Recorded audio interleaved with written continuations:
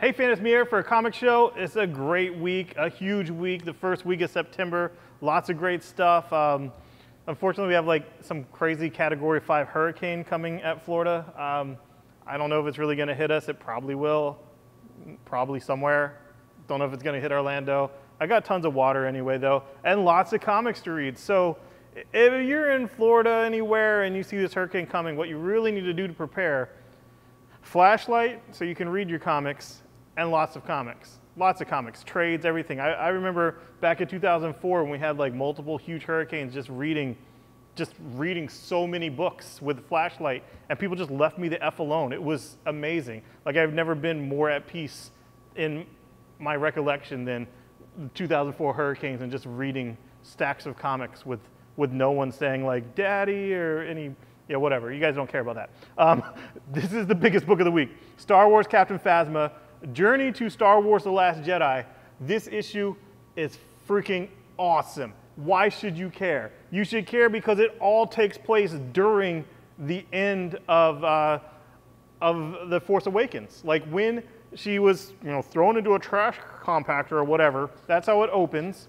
And she's just walking out of a trash compactor, and it says, oh, there's like 6 minutes till the Starkiller base blows up or whatever. So it's her going through her last mission to take out a saboteur that she's tracking on Starkiller base, knowing that it's going to explode. And of course she gets out of it because, she is in the next movie, and this is the journey of the next movie, but this entire issue has everything you need to know about how she gets out, all the way to it blowing up and her getting out. And that's not even a spoiler. The spoiler is if I told you whose first appearance is in this book that's going to be in the next movie, because that's actually a spoiler, and I'm not going to tell you that. You'll have to flip through the book or buy it and read it, but I was very impressed with this first issue. I really, really dug the story they chose to tell. It's a story that we want to know, and I doubt they're going to go back and show this as a flashback in the next movie. It might have like, yeah, I got out, whatever, but here it is. It's here. If you like Star Wars, if you're excited about the next movie, if you thought Captain Phasma looked cool but didn't really have that much room to shine in the last movie, this is the book for you. I thoroughly enjoyed it. Star Wars Adventures. This is IDW putting out an all-ages Star Wars book because I guess it kind of seems like it's a vote of no confidence by Disney. Disney's like, yeah, we own Marvel, but damn it if IDW doesn't do better all-ages books than you guys do. Sorry, just saying, we're Disney. No confidence. IDW, make the all-ages book, and they did, and it's awesome. And one of the coolest things about this also, as a Star Wars fan and knowing all the weird trivia and all that stuff, the Constable Zuvio is in this issue. This is Rey back, before the Force Awakens happens, and the Constable that they made figures of, they even made a Black Series figures of, that just peg-warmed the shelves at Target and everywhere because his entire scene got cut from the movie. So no one knew who the hell he was. And now he's here in this book for you, and I enjoyed that. And there's also a backup story that's Tales from Wild Space featuring Obi-Wan Kenobi. So it's Obi-Wan Kenobi back in Old Republic times being a badass. That's cool. I really enjoyed this. It's all ages. I'm going to bring it home to my daughter, read it to her. She'll probably read it herself because she knows how to read now. She's 7. And I enjoyed it. So come check that out. And if you're a Star Wars fan that is an adult that has children, get it. Come on, just get it for them. It's age appropriate, but it was also very fun. I enjoyed it. Darth Vader, Charles Soule is killing it with this book. This is Darth Vader making his lightsaber. I already knew about the crystals and how they turned red from a Star Wars novel that I read with Ahsoka, but you get to see him doing it, and that was pretty cool. And there was some cool scenes in here with him and the Vader and the Emperor and Vader and Obi-Wan that I enjoyed. And then finally for Star Wars, this is a big Star Wars week, Darth Maul, the volume's out, the whole miniseries. Here it is. If you're waiting, it's here now. Moving on to Marvel. I know last week I said Thor was the best Generations book, and I still stand by that, but this is a close second so far. And what is really cool about this book is where all these other Vanishing Point stories happen somewhere in the past so far, this one happens in the future. She gets thrown into the future, and Ironheart meets up with Tony Stark. I'm not even going to call him Iron Man because he's not Iron Man in the future, and I'm not going to spoil who he is, but it's freaking awesome. And yeah, it's in the future, even beyond 2099.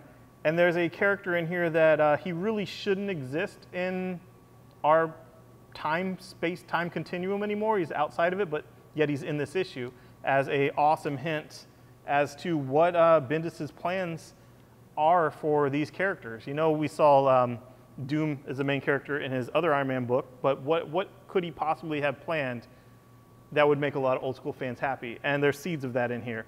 But really what this is a story in the future that shows who she is and who she will be with Tony Stark in it. That was really, you know, kind of what Generation says. It's a treat, it's a gift. It's like, this journey is a gift. And this issue was a gift. So, you know, not to sound cheesy, but Bendis wrote a great issue and I enjoyed it.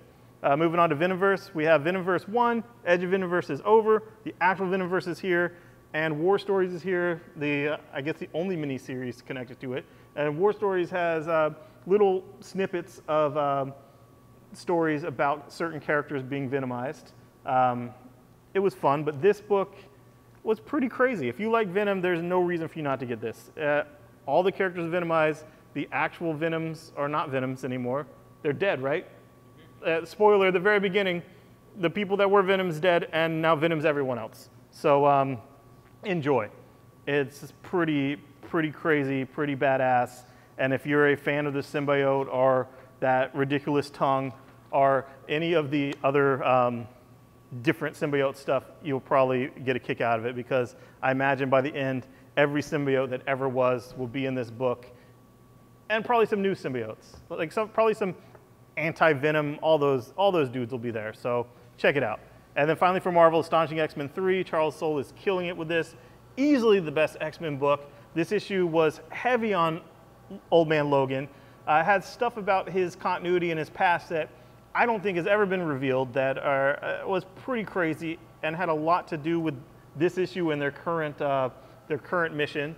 And I'm really digging it. So if you were on the fence about Astonishing X-Men, get off the fence and get it. It's awesome. Moving on to Batman, Tom King, War of Jokes and Riddles interlude. This is Kite Man Part 2. This is that Kite Man issue that I fell in love with. Easily the best Kite Man story ever written, which I know isn't saying much at all, but I thoroughly enjoyed it, and I loved Kite Man in this. So if you liked the Kite Man interlude a couple issues ago, you're gonna love this. It was awesome. Doom Patrol, I love that cat. That cat's so cute, I would do anything. Like, that cat could ask me anything, I'd do it. Like, you want my car? Sure. Catnip? No problem. Doom Patrol, weird, wacky book, but this cat's cool, so check it out. And then for DC, Bombshells United. This is a new Bombshells book. You don't have to know the continuity of the old book. It's just a new jump-on point. And it has a awesome guest star, Dawnstar from Legion of Superheroes. So that's cool. If you're a Legion of Superheroes fan, it's a treat. If not, it's a fun book. I enjoyed it. So Bombshells, it's Bombshells United now. New #1, only $2.99. Awesome cover. Check it out.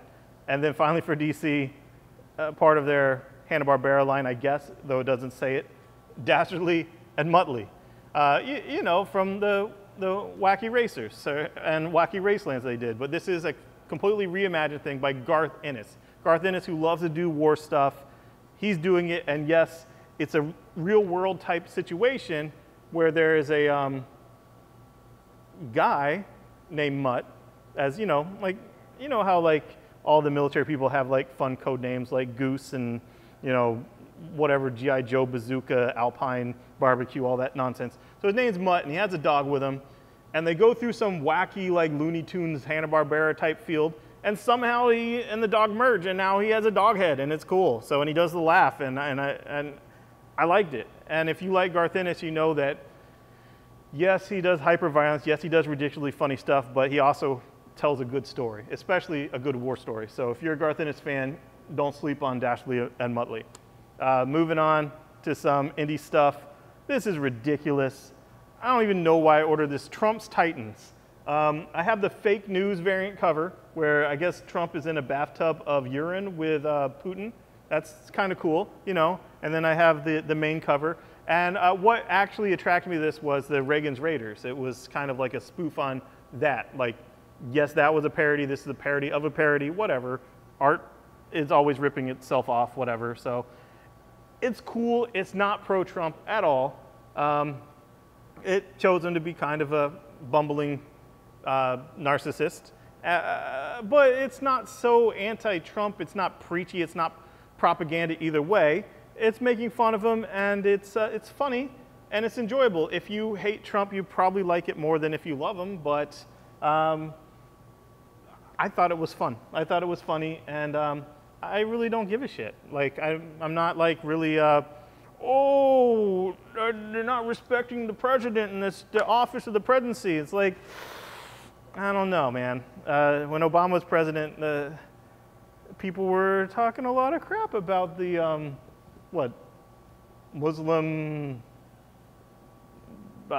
foreigner, no birth certificate. Wasn't it Trump saying that? Yeah. So yeah, the respect for the office has been gone, and now we can just enjoy some fun parody, satire, goofiness, and I did. So if you want to, jump on. And then finally, Black Mask for indie stuff. Got 3 books out in 1 week. This was supposed to be out last week, and I had so many customers asking about it. Why didn't you order this? Why didn't you order this? I did. It's out this week. It's Space Riders, issue 3 of the 2nd volume, Galaxy Brutality.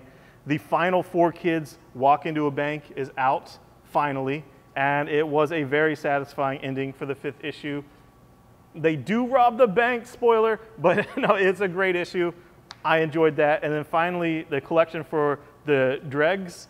This was a detective story in Canada, and the detective is a homeless man. So as a very unreliable narrator who is terribly unhealthy and also addicted to drugs that he's having a hard time getting now. We don't know what's real, what's not real, but the bad guys in this are killing homeless people and turning them into, I guess, food.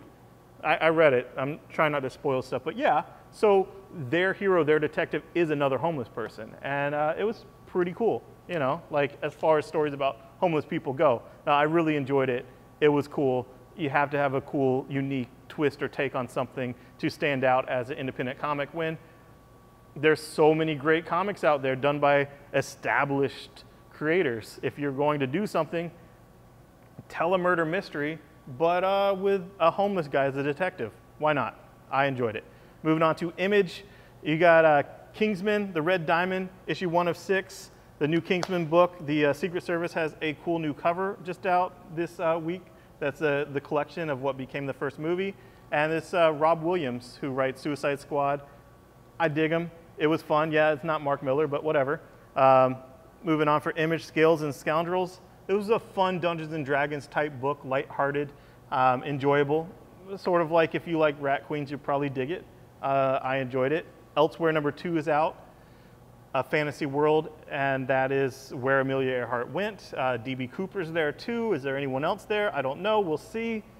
It's been fun, whimsical, and I've enjoyed it. This new character for The Walking Dead, the princess, is ridiculous. She talks way too effing much, but she made me laugh, and I very much enjoyed her character.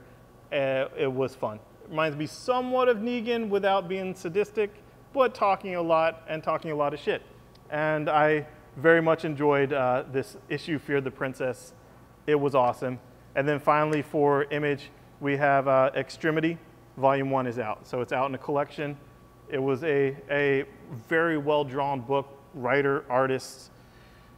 An artist in the story loses her hand, and what does she do? How does she get revenge? How does she fight for her family? Everything's taken from her, and now she wants revenge. So great start to that. Great story, Skybound Image, awesome. And seriously, if you are watching this and you like Star Wars, I would highly suggest you get Captain Phasma.